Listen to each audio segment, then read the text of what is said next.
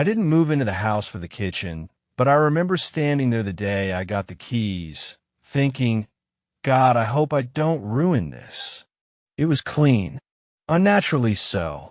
The kind of spotless that doesn't feel earned, like it hadn't been used, just staged. There was a knife block on the counter, oak wood, 5 gleaming stainless steel knives of different sizes sticking out of it. They weren't mine. I never bought them. I just assumed the realtor or the last tenant had left them behind. That was my first mistake. Assuming. The house was a 1960s 2-bedroom rental on the edge of Maple Creek, Oregon. I'd just broken up with my girlfriend of 5 years and needed space. Real space, air that didn't carry the weight of mutual disappointment. Maple Creek was small and forgettable, just the way I liked it.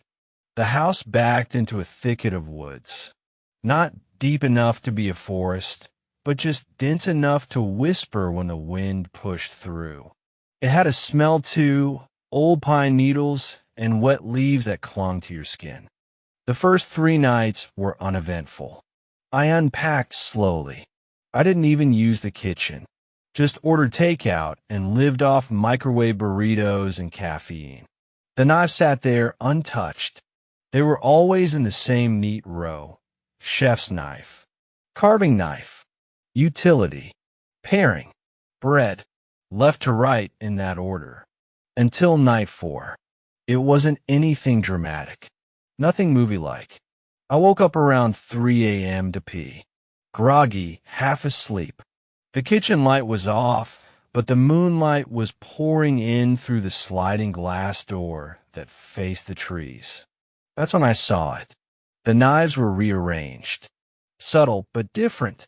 The bread knife, usually on the far right, was now in the middle. The paring knife and chef's knife had swapped places. I stared at them, unsure if I'd even remember the original order correctly.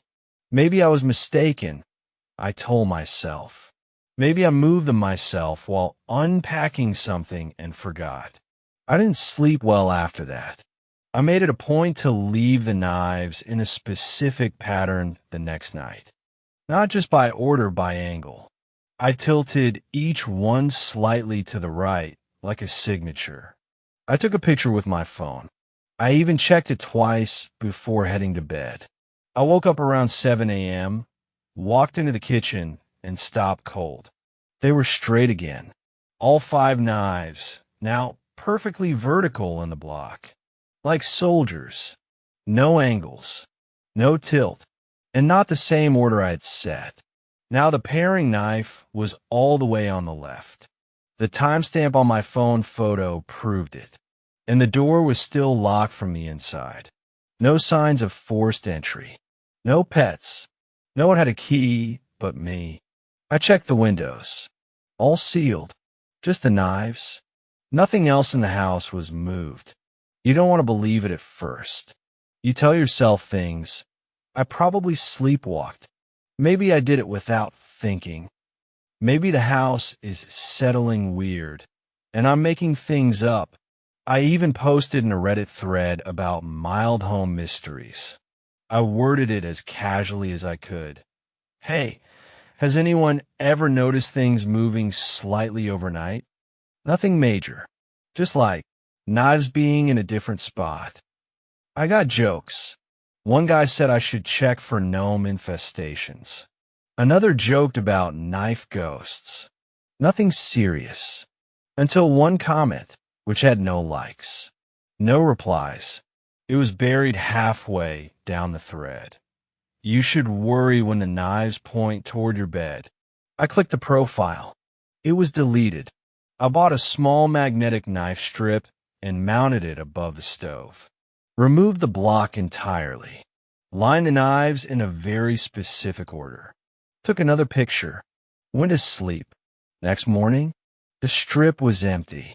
All 5 knives were placed, point down, in the cutting board. Arranged like spokes of a wheel. Tip inward.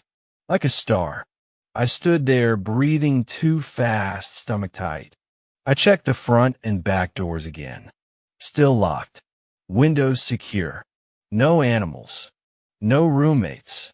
Just me. This time I called my sister. Told her the basics. She asked if I'd been drinking. I told her I hadn't. Then she said something that stuck with me.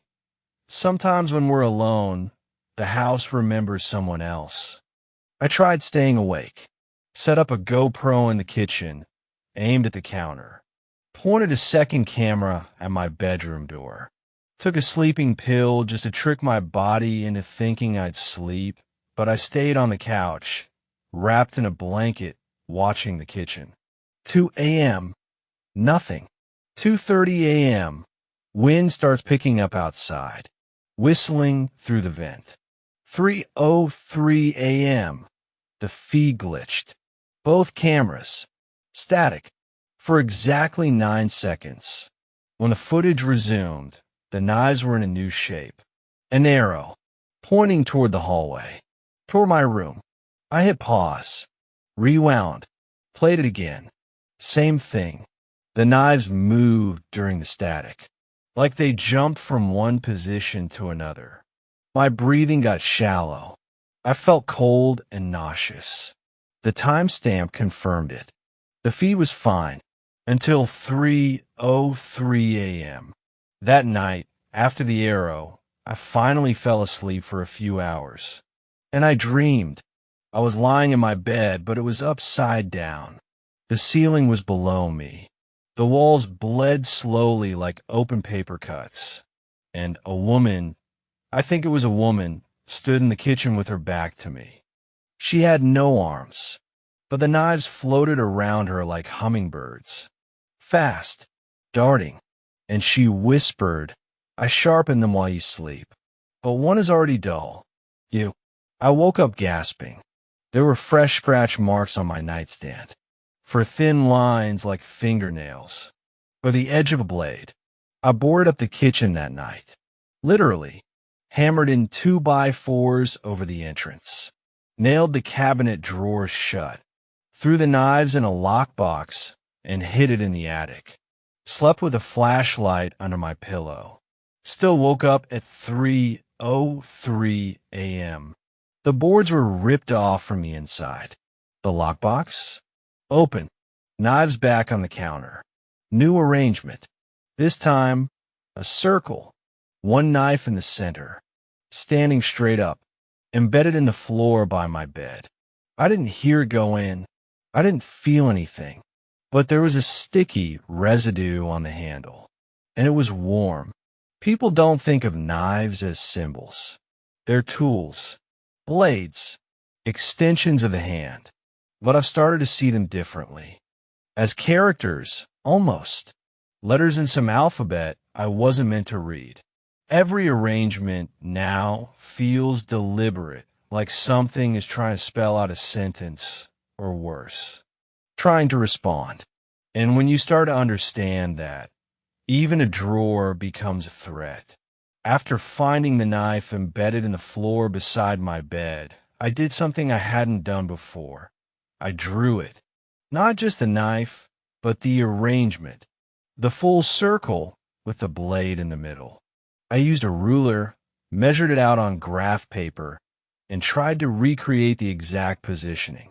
I made note of the angle, the spacing, the direction each knife pointed. That's when I noticed it.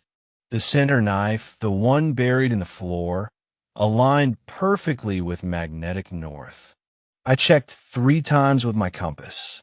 That was the first moment I realized this wasn't random. I didn't go to work that week. I called out sick, though that was only half true. I didn't feel ill.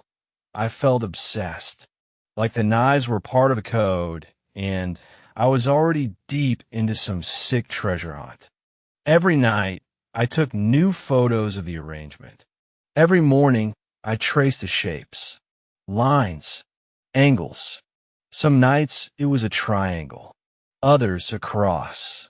Each one pointed somewhere in the house. One morning, I followed a knife's alignment across the hardwood floor with a string and a protractor. It stopped at the far wall of the living room, right below a vent. I unscrewed the vent cover and reached inside. There was a torn piece of yellow fabric. It looked like a sleeve from a child's shirt. There was a faint brownish red stain on it.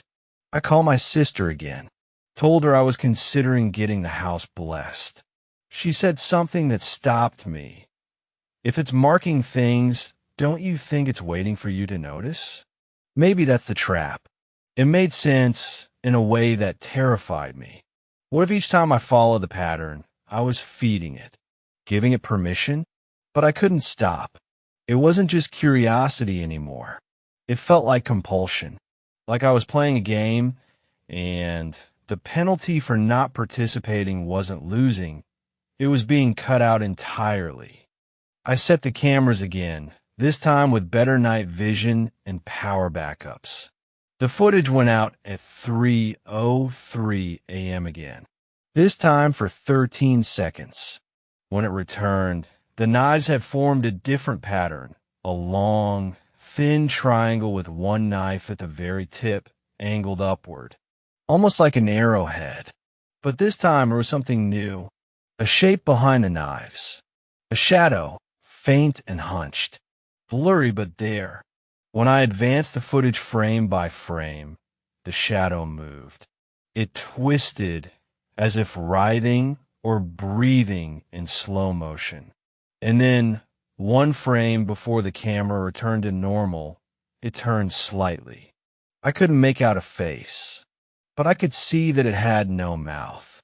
Only a vertical slit, like a scar, running from jaw to collarbone. I started seeing the knife patterns even during the day. Not literally, but in the placement of things. My shampoo bottles formed a V on the shower ledge. My shoes, after a walk, were angled just slightly inward like praying hands. In the condensation on the mirror, lines appeared, sharp and symmetrical. It wasn't just the knives. It was everything now, like something had started using my house to draw on the world. One night, I found my kitchen chairs all facing the hallway, neatly aligned, and on the table, the paring knife, resting atop a torn page from my notebook. On it, in smudged pencil, was written, "You are the handle. She is the blade." I hadn't spoken to my neighbors until that point. But that week, I saw an old woman watering her porch plants and waved. She waved back, then came across the street. Her name was Mrs. Ivers. Lived in the neighborhood since 1974. She asked how I liked the house. I told her it was quiet, trying to mask the exhaustion in my voice. Her smile faltered. Then she said something strange. That house has seen too many sharp goodbyes. I asked her what she meant. She didn't answer directly. Just said, "Used to be a little boy in there. Real sweet. Name was Mason, I think. Always carrying a plastic knife set." Said he was helping her cook. Then, after a long pause, she added, "They never found him. Just one shoe, and all the knives were gone." She left before I could ask more. That night, I locked all the knives in a toolbox with a padlock and chained it inside the dryer. I didn't sleep. At some point past midnight, I went to the bathroom and turned on the light. The mirror was fogged, though I hadn't showered. And in the middle of it, someone had drawn a crude kitchen knife shape with a smile underneath. I reached up to wipe it, and the glass was warm. Not just from condensation, like body heat. That's when I saw it. Behind me, in the reflection, something passed by the open hallway. Upside down. Not crawling, not walking. Floating. Head last. Like being pulled. Later that night, as I lay awake in bed, I heard a faint whispering coming from the kitchen. It wasn't words. It was metal on metal, like the sound of knives rubbing against each other, shifting slightly in a drawer. But I'd locked them all away. Every single one. Still, the whisper continued. Then, I felt something cold press lightly against my cheek. I snapped on the flashlight. Nothing was there, but on my pillow, laying precisely where my head had been, was a single knife, the same one I'd locked in the toolbox, and it was wet. The next day, I lost my patience. I pulled apart the drawer beneath the stove and found a gap in the back panel. I reached inside and pulled out something hard. A photograph, black and white, faded. It showed the house, my kitchen, unmistakably. But the angle was strange. It was taken from the ceiling, as if someone was hanging upside down when they took it. And in the photo, a young boy, maybe 6 or 7, standing beside the table. There were knives all around him, placed carefully. He was smiling, but his eyes were bleeding, scratched out with something thin and sharp. On the back of the photo, written in pencil, pattern achieved. She's learning to speak. I should have left. I knew that. Even as I unscrewed the heating vent in the hall and reached behind it for the second time that week, I knew it. But leaving wasn't an option anymore. Not because I was trapped physically. There was no lock on the door, no chains around my ankles. It was worse than that. I was anchored, tethered by invisible threads I couldn't see, but could feel every time I tried to step away from the house. Something had begun to settle into me, and I feared what might happen if I broke the pattern. After finding the old photograph, the boy with the knives around him and bleeding eyes, I stopped sleeping altogether. I spent nights walking from room to room with a flashlight and my phone, tapping on the walls, listening for changes. The house had begun to sound different. Some spots were hollow. Others gave a strange, wet echo, like there was space behind the drywall, but not air. Something denser, thicker, like flesh pressed against paper. I tapped once near the coat closet and heard something tap back. 3 times. Soft, slow, precise. I tapped again. This time, 4 taps in response. I recorded every tap, every knife arrangement, every scribbled message in a notebook I kept glued to my side. I wasn't looking for answers. Not anymore. I was just trying to keep up. Every night at 3:03 a.m., the same sequence. Static on the camera feed, knives in a new pattern, a sound behind the walls. Scraping, shivering, a change in the air, like electricity swelling in my lungs. I was convinced the patterns meant something. That each knife movement was a glyph or a kind of directional sentence in a language that required blood to be understood. So I started marking the drywall with the shapes. Every configuration, traced in chalk.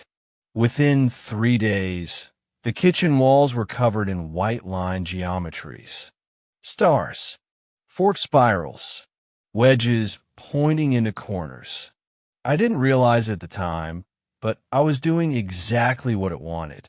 I kept a paring knife tucked under my pillow, like that would help if something wanted to come out of the walls. One night, I woke with a sudden stinging in my palm.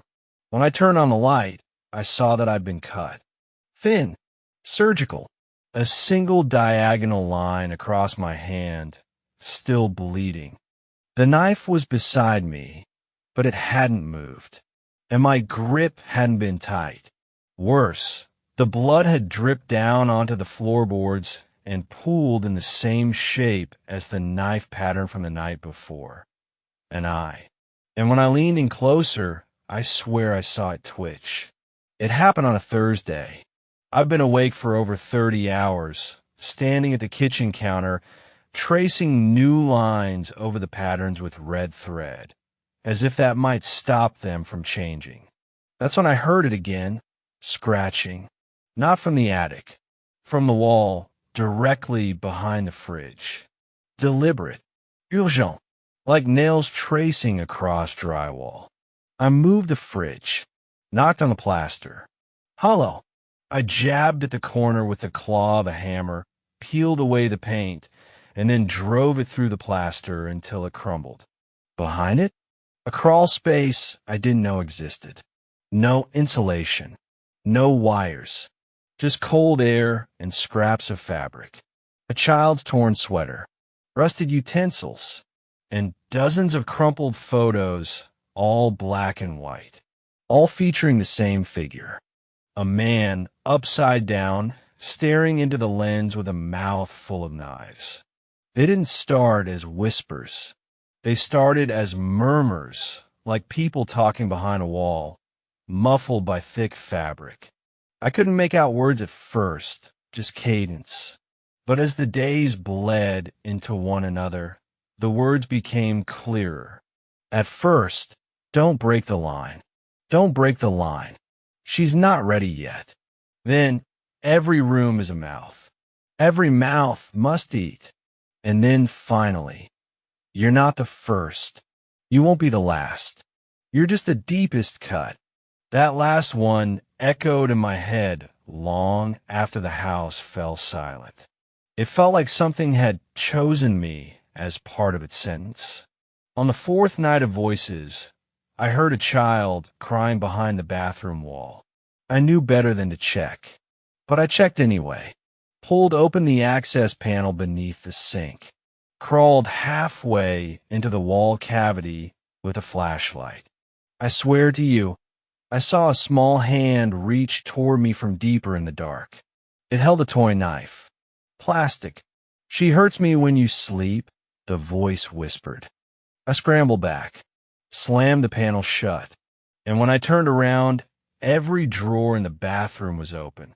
Knives inside. Real ones. They hadn't been there before. I'd avoided the fireplace. It felt wrong. Even though it hadn't been used in years, I never shook the sense that it breathed when I walked past it. One night, I noticed soot on the hearth that hadn't been there before. Fresh. Uneven. I knelt down and saw marks in the soot, footprints, but upside down, like someone had stepped down from the ceiling inside the chimney. I tore open the bricks above the grate. Not all the way, just enough to reach inside. My fingers brushed something cold and metallic. Another knife, but this one was different.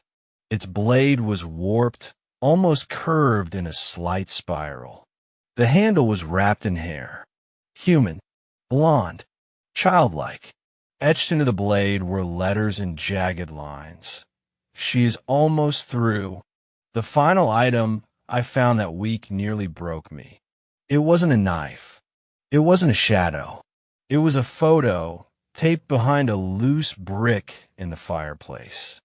Different from the others. This one was in color. It showed my kitchen.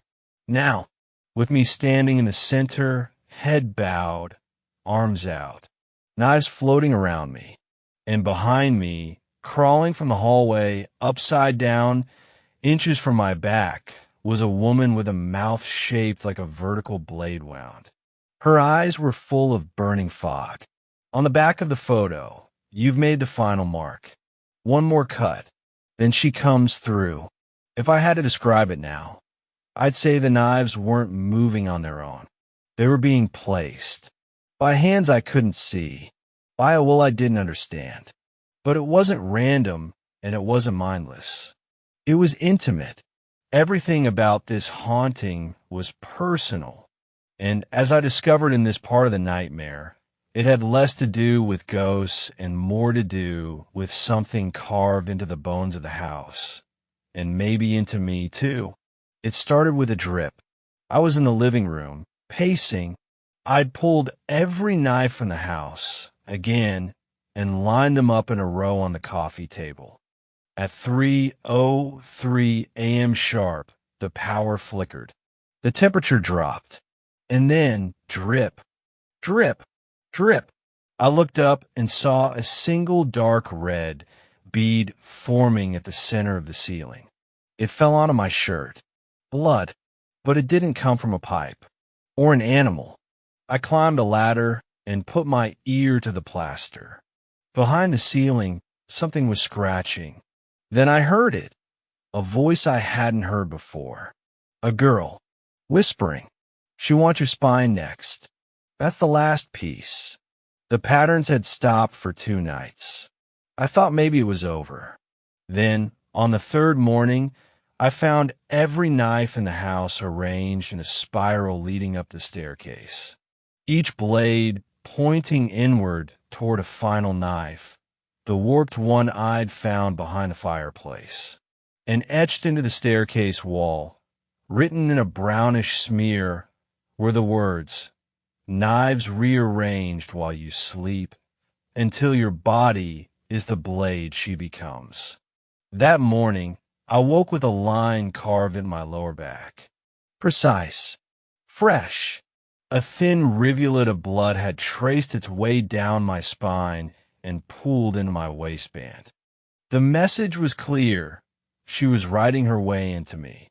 It was around 2:45 a.m. when I saw her for the first time, without static or reflection.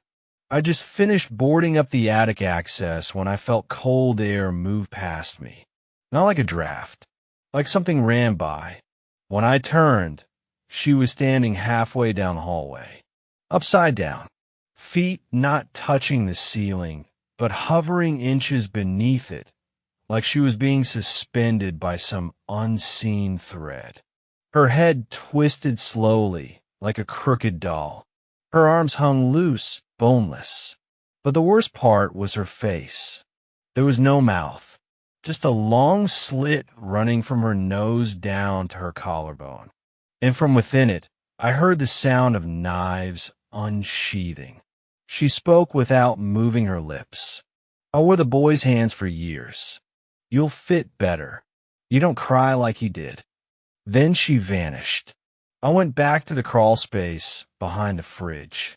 This time I brought a crowbar. Something was in there. Not just old junk and hair-wrap blades. There was a door. A small wooden rectangle no taller than 4 feet. Painted shut, decades old. I pried it open. Inside was a hidden room, maybe 6 feet wide. The walls were covered in drawings, done in crayon, marker, and knife scratches. Dozens of them. They all showed a woman upside down, arms out, floating over sleeping children. Sometimes she held knives. Other times, her fingers were the blades. In every drawing, the same phrase was written over and over: "She cuts her way home." There were small handprints in the dust, still fresh. I finally saw the neighbor again, Mrs. Ivers. She'd been watching my house from her front porch, eyes narrowed, holding a teacup that trembled in her hand. When I approached, she didn't greet me. She just said, "You shouldn't have found the room. They sealed it for a reason." I asked her if she knew about the boy Mason, the knives, the woman in the walls. She looked me dead in the eye and whispered. She was never a woman. She was an echo, a scream carved into the shape of a mother. And now she needed a body to come through.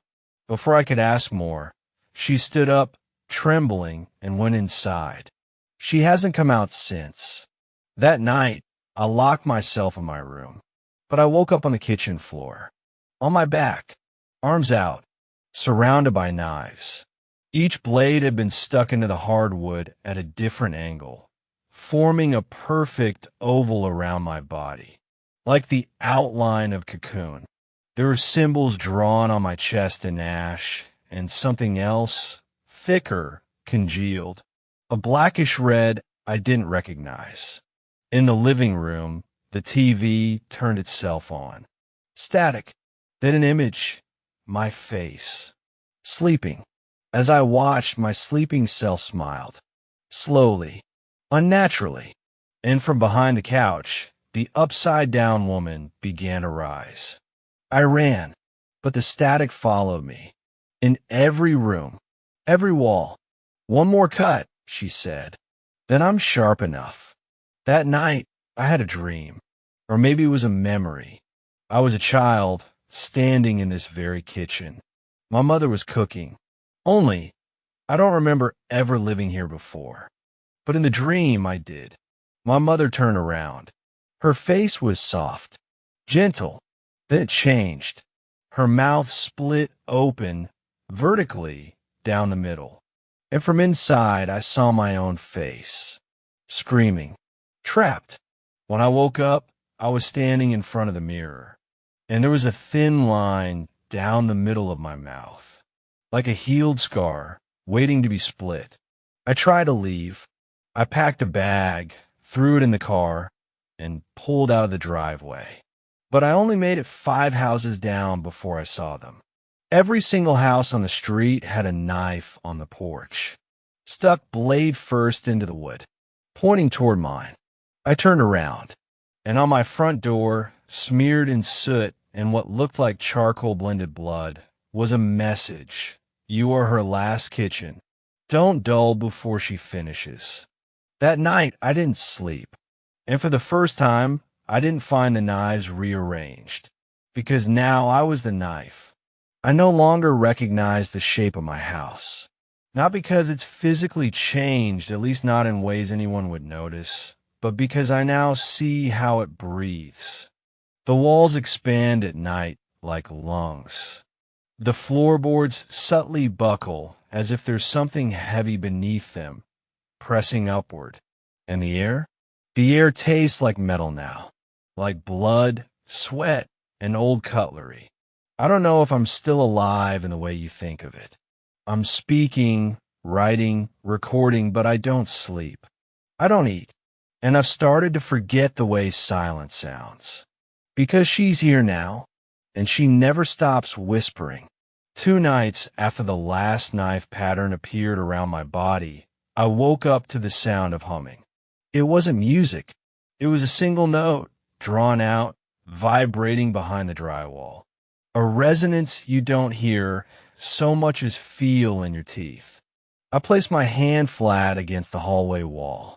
It was warm, and behind that warmth, something shifted, like a body rolling over just beneath the surface. That same morning, I found another message. You're the house now. She's making rooms out of you. I pulled my shirt off in the bathroom and turned to look at my back in the mirror. Lines had begun to form beneath the skin. Faint, like old scars just started to rise again. Knife-point geometry traced over my spine. On what should have been a normal Thursday night, I went to get something from the attic, some old insulation I'd stored up there after an abandoned renovation attempt. The pull cord for the attic ladder was already down. I know I hadn't left it like that. When I climbed up, the attic wasn't the same. It had depth now. It used to be a shallow crawl space with dusty wood beams and old pink insulation. But now it's spiraled downward. A staircase made of old boards, rusted nails, and kitchen tiles twisted into the dark. Against every warning bell in my skull, I descended. It was quiet for the first few steps. Then I started hearing it. Knives being dragged across tile. Slowly, rhythmically, like someone was preparing a place setting. At the base of the stairs, there was a door. It wasn't a real door. It looked like a mimic of one. Warped wood, melted brass knob. No hinges. When I touched it, it swung inward, like the wall itself was sighing open. Inside, pitch black. Not absence of light black. Suffocating black like the kind behind your eyelids when you press down too hard. And then a voice. Not a whisper. Not from the walls. From the center of the room. Your mouth is almost ready. One more cut, and I can come through. I reached up instinctively and touched my lips. They were wet. Not with saliva. With blood. I found a new photograph the next morning, tucked inside my pillowcase. This time, it was a top-down view of my bedroom. But it wasn't how it currently looked. It was me, lying on the bed, stripped to the waist, dozens of knives arranged around me, some embedded in the mattress, others floating mid-air. hovering above me. Her. Not a ghost. Not a shadow. Solid. Corporeal. She had hair now, long soaked, hanging upside down around her head. Her eyes were pinpricks of absence, black holes that bled at the edges. And in her hand, a scalpel. On the back of the photo, "Don't move. You've been positioned." The walls began to contract. Not visually, but I couldn't breathe as easily. The corners grew darker faster. Light didn't behave normally. At noon, sunlight hit my kitchen window at the wrong angle from below. I stood in the living room and blinked once. When I opened my eyes, every cabinet was open, and inside each one was a mirror. Every reflection showed me asleep, with her face pressed up against mine. I blinked again. All the mirrors were gone. Instead, knives, dozens of them, hanging midair like waiting instruments. That night, I didn't sleep, but I still woke up in a different room. I heard crying again, same as before, high-pitched, childlike. Only this time, it wasn't coming from the crawl space. It came from inside the fireplace. I moved slowly, breath shallow, flashlight shaking in my hand. The bricks at the back had already begun to crumble. Something had been digging out from behind them. I crouched down and saw him. The boy from the first photo, pale, wide-eyed, hands trembling. He didn't speak with his mouth. He just projected the words. "She lives in the walls, but not the way you think. She lives in what the knives remember." I reached for him. He vanished, but left behind was a photo, this time of me crawling into the fireplace. On the back, "You've done this before. Why won't you remember?" That night, I found a letter taped to the underside of my kitchen table. My own handwriting, but I have no memory of writing it. It said, "To whoever finds this, you are not sick. You are not losing your mind. You are becoming the tool. They chose you because you're hollow in just the right places. There is no escape. There is no outside. The moment you took the house key, you entered the blade." She carves from the inside. She's almost finished. Under the letter, my tongue freshly cut, still bleeding. But I could still speak. That's when I realized it wasn't my tongue. The climax came on a night when the air wouldn't move. Everything in the house was still, too still, as if time had halted. I sat in the center of the kitchen, surrounded by every knife I'd ever owned, stolen, or found within the walls.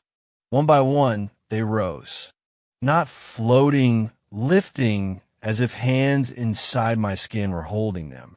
The walls began to breathe faster. The house pulsed, each heartbeat shaking dust from the ceiling. And then she emerged, not walking, not crawling, but growing from the wall like a wound blooming open. Her mouth opened the wrong way, downward from lips to navel. From inside came the sound of every knife that had ever been used in this house. She reached forward and whispered, "You are sharp enough now." And then she stepped inside me. I don't know how long I've been here. I'm not in the house anymore, but I haven't left. The rooms now exist inside me. I hear footsteps from behind my own ribs. Sometimes I feel knives shift in my spine like vertebrae being replaced. And every night at 3:03 a.m., I bleed from the fingertips and wake to find another pattern drawn in the dust on my skin. Knives rearranged while you sleep. But you're not sleeping. You're transforming. And I'm the last one she needs before she becomes fully real. She's waiting. She's always behind the wall nearest to your bed. All she needs is your permission. And once she has that, she'll rearrange you next. Warning: this file contains materials extracted from the recovered laptop of Jacob Irwin. These logs were compiled by his brother, Daniel, who found the device inside a sealed kitchen cabinet 1 week after Jacob's disappearance. The house had been condemned. Authorities never located Jacob's body. The following is presented in chronological order and without alteration. Proceed with caution. It's me, Jacob. I'm recording this because I don't know what's real anymore, and I need something to hold on to. Something that sounds like me. I haven't slept in, I don't know, 3 days? 7? Every time I close my eyes, she moves closer. She's not outside anymore. She's inside the house. But worse, she's inside me now. I dream things I've never lived. I see people I've never met, and I know their names. I remember holding a knife that doesn't belong to me in a kitchen that no longer exists. I wake up holding cuts I didn't make. There's one on my hand now. Deep. Fresh. But the knife is still clean. 2. Daniel Irwin's subject. You have to listen before you come here, Dan. Don't come to the house. Whatever you do, I know I sound insane. I know how this looks. But if you set foot on the porch, she'll start rearranging you too. She doesn't move the knives randomly. It's a language. It's a map. They point to where she last carved. She isn't a ghost. She's a system. A ritual. A machine made of memory and cutlery and grief. Every family that's lived here lost someone. Not by accident. Not by chance. The house teaches you how to bleed just the right way. She just makes sure you learn. If I disappear, burn the place. Burn the place. Jacob the image is low-res, tinted green like night vision. Jacob is standing shirtless in the center of the kitchen. His eyes are rolled back. Dozens of knives hover mid-air around him, forming a cage. On the wall behind him is written, "He will open the next drawer." In the foreground, a knife pointed toward the camera. I found the final room. It's beneath the house, under the concrete slab.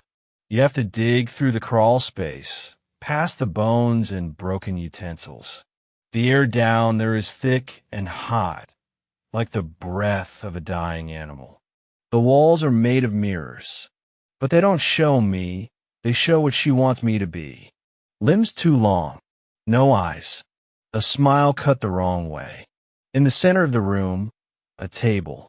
On the table, a body. Mine, but not dead, just waiting. I watched it breathe. Subject, don't read this until you hear from me, Dan. I'm sending this on delay. If I haven't contacted you in 3 days, I want you to read this and do exactly as I say. 1. Don't try to find me. 2. Don't go in the fireplace. 3. If you hear knives moving at night, leave immediately. 4. If the drawer in the kitchen opens by itself and there's a photo inside, burn it without looking. If you see her upside down, even once, run. You won't get another warning. I love you. Jay, this is it. I finally understand. I'm not the victim. I'm the ritual. She's not trying to kill me. She's trying to reshape me, piece by piece, into the final configuration. I'm the last house, the final room. Every cut, every rearranged knife, every dream, those weren't attacks. They were instructions. I've laid out the knives. They're pointing inward now, toward the old warp blade. The first one, the one behind the fireplace. It's not metal. It's bone. Mine. From a life I haven't lived yet. I'm going now. She's almost here. Filed under. Missing persons, presumed dead details. No signs of struggle. No body. No signs of forced entry. House interior was empty, aside from hundreds of photographs nailed to every wall. Each photo depicted a different person.